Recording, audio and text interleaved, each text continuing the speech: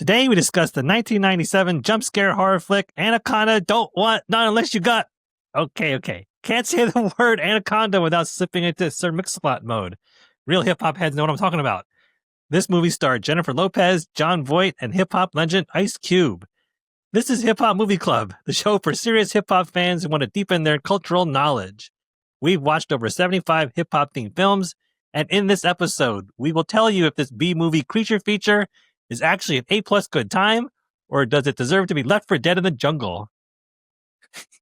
We'll give you a quick snapshot about this film, talk about where it fits in the hip-hop canon, a few fun facts, what kind of impact this film had, and what fans said about this movie. That might be my favorite intro of our entire run here. Dino, right? Nice.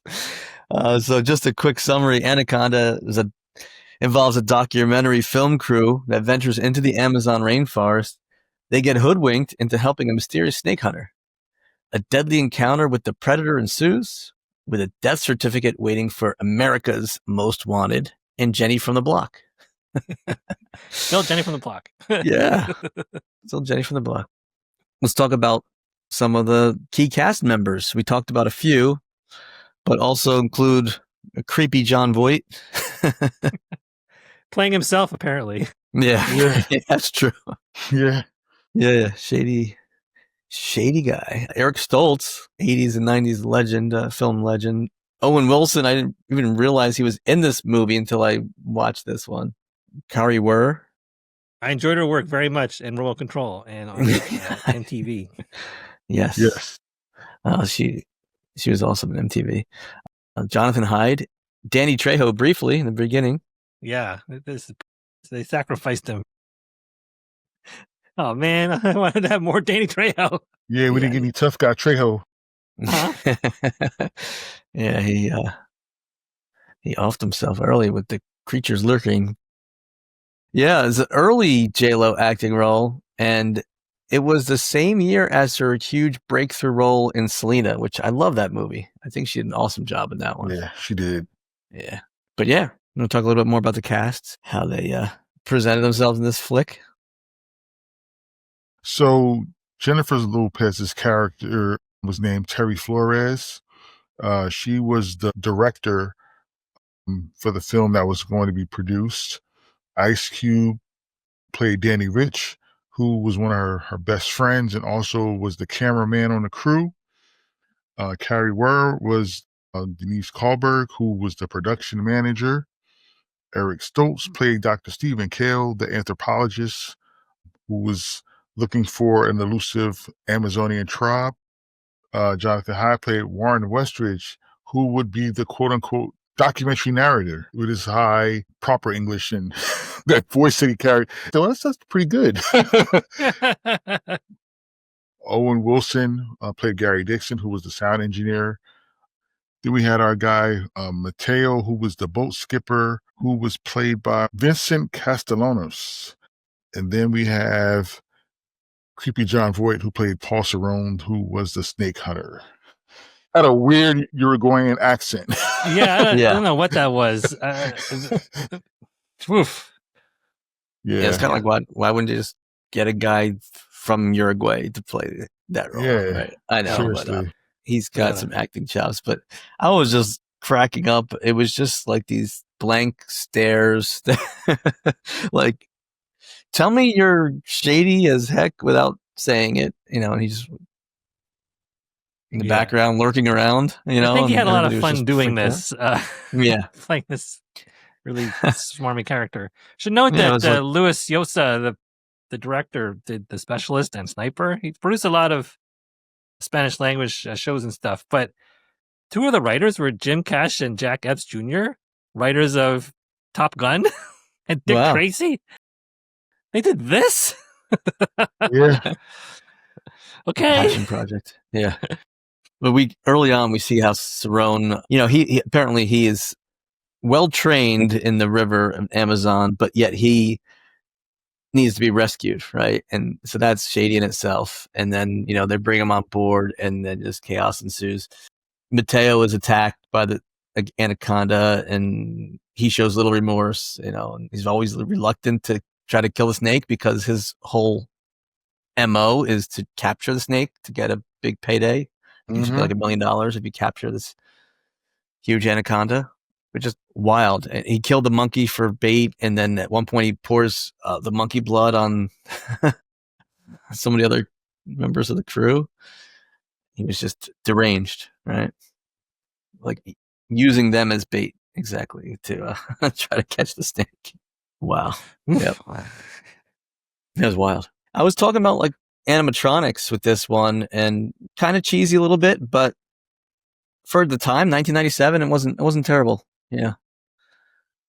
Like Jurassic Park really put CGI on the map for creatures, and this kind of evolved out of that, or not evolved, but Devolved. used the same. No, not nearly. Classic man versus animatronic snake. Kind of exactly. Yeah, for sure. Yeah. I mean, I've never seen an anaconda in the wild, thank God. But for that thing to be so huge, it was pretty agile. Zipping across the set, like, oh my God, this thing is moving quick. And when it went to wrap them, it wrapped them really, really quick. I'm like, wow, I didn't know constrictors. I didn't think they wrapped their prey that quick. But okay, it's a good film. The movie opens with this last line of the crawl says that they usually regurgitate their prey, which they actually don't. They don't actually eat humans. It's never been documented, but whatever. It's a Hollywood action movie. But it really set the Chekhov have a snake. I mean, it's like a Chekhov snake situation here. The regurgitation. So yeah, there's some fun in store with this movie. Yeah, I'm glad we actually got to see that. No disclaimer, but somebody does get regurgitated. Won't say who and where. Chekhov snake. Yeah. As far as hip hop authenticity and hip hop canon, really only connection is that Ice Cube stars in it. He was listening to Mac 10 on the radio. So you hear that? Well, I thought it was funny that if you listen closely, Ice Cube's very first line in this film was, "Yeah, well, today was a good day." Yep, I had that. I like that. I think that was intentional. Very intentional. Yeah. He did co-write "Faux Life," the Mac 10 song in this thing. It was the debut single from Mac 10's album from 1995. So, it's low on the hip hop canon, but it's on the spectrum. J-Lo is a pop star, but she has made some hip hop adjacent films and has songs and has some videos and featuring hip hop artists. So we can stretch it a little bit. And she did start off this as one of the fly girls in Living Color. So she's a dancer. She's a multi-talented American treasure. I'm over here reaching. I'm reaching. Got Tiny T 2X times reaching. Well, if John Boy was playing himself, Ice Cube was definitely playing himself. He had like a Dodgers cap. This is true. Yeah, and he wasn't intimidated by the creepy Cerrone character either. No, I'm sure he's seen worse. Except for when the gun was in his face. That's the only time he backed up. Yeah, and of course, J-Lo was connected to Diddy for several years. Not to go down that path, but she's hip hop adjacent for sure. Yeah. There's this funny quote that I saw in one of the reviews about the snake. It's like the monster looks like a maniacal garden hose in a couple of sequences. Yes. Still, it delivers the necessary thrills and chills. Yes. That was Carol Buckland from CNN.com years ago. And another, Joe Layden from Variety said, "A silly and plotting Jaws ripoff about a 40-foot man-eating snake in the Brazilian rainforest." Oh, man. It's one of those things that's like teetering on so bad that it's good, cult classic. Any behind the scenes and fun facts to mention here? Apparently they show this every year on South African TV as a running gag. I saw that. That's so good. I saw that. Okay, then. And I'd forgotten that there was a crossover with the Lake Placid cinematic universe. I have not seen it. I'm willing to wait until it has a crossover with the Snakes on a Plane cinematic universe. Call me when that happens. And it kind of takes down a plane. I did see some background on Carrie Ware, other than the MTV stuff. Like, she did go on to become a quote unquote sex symbol in the film industry. She made the lists of several magazines, including FHM, Maxim, Playboy, Celebrity Skin, etc. And 2002, her breast implants encapsulated. First, I had to remove them. Don't. I hate when my breast implants encapsulate. It's no I was good. like, what? Yeah, and I remember Eric Stoltz. You mentioned the 80s, but I remember him in Mask. He was pretty good as Rocky Dennis. Yeah, definitely. Yeah. And Creepy John Voight is Angelina Jolie's father. Yeah. I was saying this is a precursor to Zoolander, which I like. And John Voight and Owen Wilson are both in that together. John Voight plays Ben Stiller's dad, and then, of course, Owen Wilson is in that. But I also was reading that, well, there was a big scare, a real-life scare in the filming of one of the scenes of Anaconda when one of the large mechanical snakes malfunctioned, losing control, and it almost collapsed on J-Lo's stand-in. Almost fell on top of her. And Yikes. And it's funny because they were like, hey, some of these actors or actresses were literally afraid of snakes. And like, I couldn't find who it was. Like somebody mentioned that, but that really kind of scarred J-Lo, that whole incident where. No more snake movies for J-Lo. Yeah. I mean, plus you have animatronics and it's in the water. So the possibility of like electrocution and yeah, it was pretty dangerous to make this work. So I give it credit for being bold in that regard of making this film with those dangers. Sometimes you have to suffer for your art. This film didn't really spark a lot of debates or inspire hip hop culture or anything like that. I guess it was just kind of building on Ice Cube's film career and J-Lo's. It opened at number 1. I forgot this, but it topped the box office for 2 weeks. Yeah, must have been a late. I hope tough times. Season. I think it came out in April, so okay. Not exactly summer blockbuster season. Yeah, I helped contribute to that. Yeah, you were there. Yeah, can't be perfect. I mean, J-Lo was on the come up. Like people want to see her, Definitely. So it's like she was. Sure, that definitely pulled in the people. They used her sex appeal too. I mean, so like especially that time of her career, that they really leaned on that. But she had to gain more power and could choose more selectively. Those kinds of things. Yeah, exactly. Yeah, I mean, the movie did spark a small cult following though, and it sparked some sequels. We got 2004 Anaconda's The Hunt for the Blood Orchid. Woo. Anaconda 3 The Offspring. Ooh. Anaconda's Trail of Blood, which came out in 2009. So we got a 2008 and a 2009 movie. Then in a weird twist, it actually, like we mentioned, the crossover with Lake Placid versus Anaconda from 2015, but it actually got somewhat of a reboot. 2024, a Chinese filmmaker, Anaconda Cursed Jungle. It's almost like a reboot sort of thing. It's like, I might actually check that out. Let's do it. Well, then the most ironic thing is, as we decided to watch this movie, we decided to watch it the next day. I see something pop across one of my social media feeds about the reboot that's happening this upcoming Christmas, 2025, with Jack Black and Paul Rudd.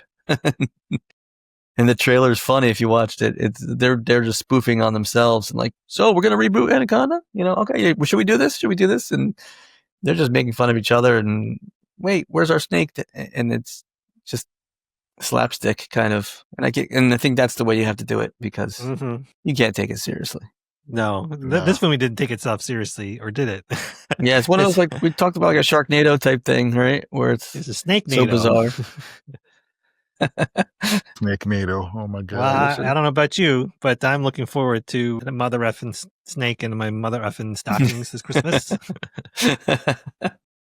You should give him a cameo in a movie. I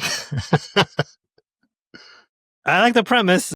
They encounter an actual snakes a lot when they do this goof off remake of the film. So okay. Yeah, it looks like it'll be entertaining. I mean, Paul Rudd, Jack Black can't really. Yeah. Tandy Newton.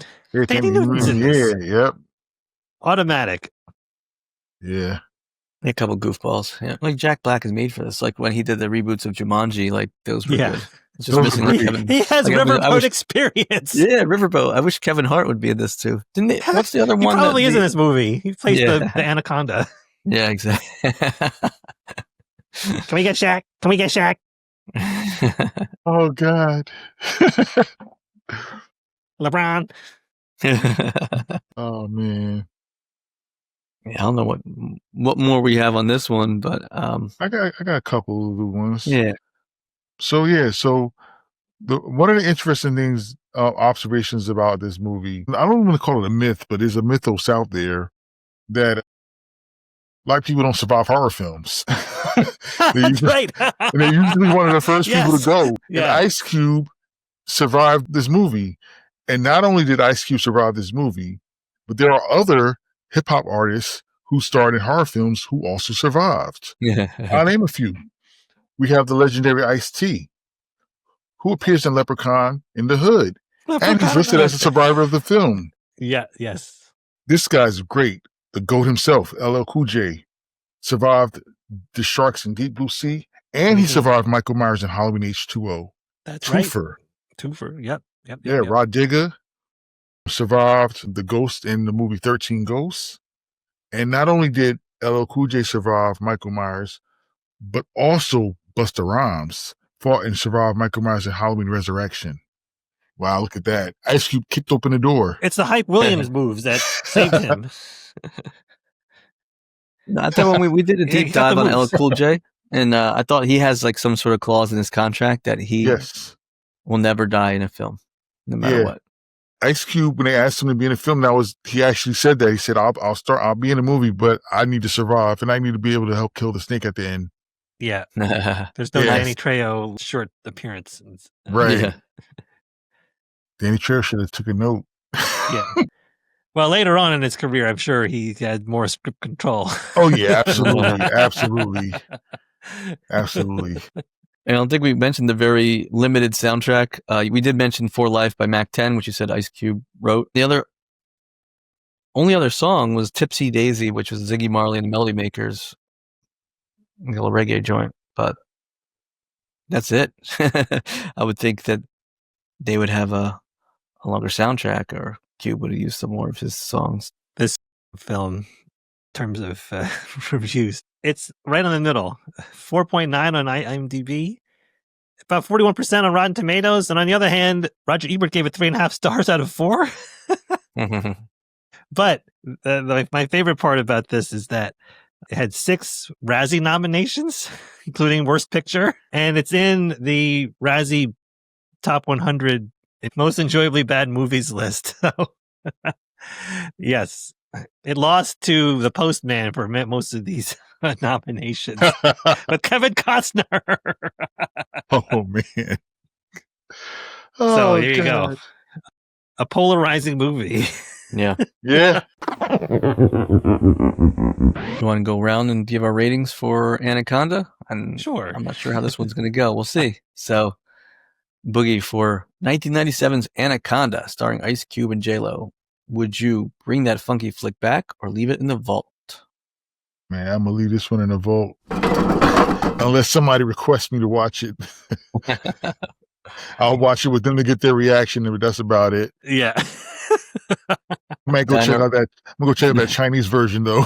Yeah, I see the Chinese one. Dynamite, for Anaconda, would you bring that funky flick back or leave it in the vault? I will leave this in the vault, but it was kind of fun and stupid with 2 O's.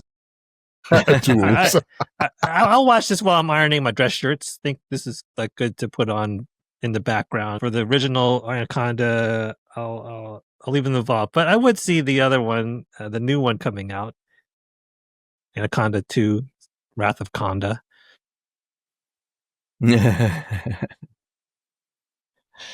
Yeah, I want to flip the script, and I'm going to say bring this funky flick back. Not that it was great, but it has the entertainment value. You see a young J-Lo, young Ice Cube, young Owen Wilson, creepy John Voight, which I don't really need to see, but I don't know, like the cast and like the concept of it, like a creature feature, like bring it out at Halloween time, put on, like you said, in the background. So bring it back and keep it in the creature feature. Keep it in rotation, but on a very light rotation. It's near the top of the stack in the vault. It's not the worst movie I've ever seen. Yeah. I think it had some redeeming value in it. Yeah. Yeah. Put it in the vault, but I didn't lock it. Yeah, the vault's not locked. I didn't throw the vault into the river. Right, I didn't wrap chains around it and toss it overboard. I didn't choke it to death like Denise Kahlberg. Definitely a flawed film, but it's cheesy goodness. I was rooting for the snake. What's the time? Eat them all. Eat everybody. Yeah. Thanks for tuning into the Hip Hop Movie Club show. I'm Dino Wright, filmmaker, designer, longtime hip hop fan, and my favorite Sir Mix-a-Lot track is My Hoopty. I'm JB, 80s and 90s nostalgia junkie, longtime hip hop fan, and I see that the Anaconda reboot, starring Jack Black and Paul Rudd, indeed uses the famous Sir Mix-a-Lot refrain a few times in the official movie trailer. Indeed it does. Indeed it does. Philosopher King, that Sir Mix-a-Lot is. Yes. And I'm Boogie, a DJ, longtime hip hop fan. And as I mentioned, I saw this film back in theaters back in 97, mainly because I'm a huge fan of the horror films. Yeah, there we go. Yep. Speaking of horror films, join us on Saturday, October 4th at the Frank Banco Ale House Cinemas at SteelStacks in Bethlehem, PA, as the Hip Hop Movie Club teams up with the first Saturday horror series and the hosts of the How Could You podcast for a special screening of Tales from the Hood. You will not want to miss this spooktacular event. See this movie on the big screen. And remember, don't hate, interrogate. Yeah. Interrogate. Yeah, get to the bottom of it. Interrogate the snakes. Interrogate Cerrone. Give him some truth serum. Seriously, right? They didn't interrogate him enough. Yeah. Eric Stoltz has a heart of gold. Yeah. Oh, man, he does. You remember in Pulp Fiction, he let them use his house for Benson Vega and Marcellus' wife to shoot up. Yeah. Mm-hmm. Heart of gold, Eric Stoltz. That's right. I was counting Eric.